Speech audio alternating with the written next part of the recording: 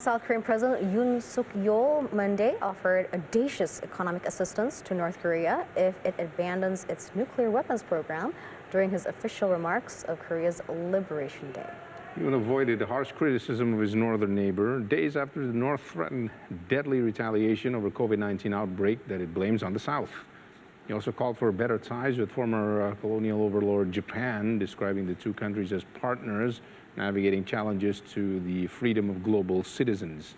The two countries' shared values will help them overcome historical grievances linked to Japan's brutal rule of the Korean Peninsula before the Second World War. Yoon's televised speech, marking a holiday celebrating Korea's liberation from Japan, came days after North Korea claimed a widely disputed victory over COVID-19. The North also blamed rival South for the outbreak, vowing deadly retaliation. North Korea insists its initial infections were caused by leaflets and other objects flown across the border on balloons launched by South Korea's anti-Pyongyang activists, a claim Seoul describes as unscientific and, quote, ridiculous, end quote.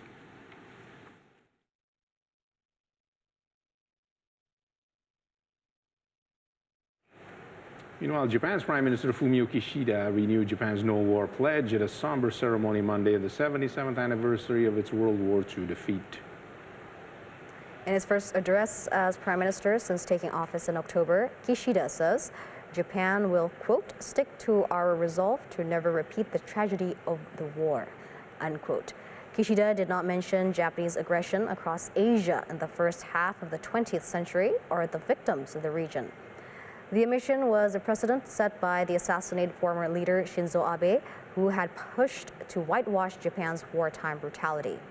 Kishida largely focused on the damages Japan suffered on its turf, the U.S. atomic bombings on Hiroshima and Nagasaki, massive fire bombings across Japan, and the bloody ground battle in Okinawa.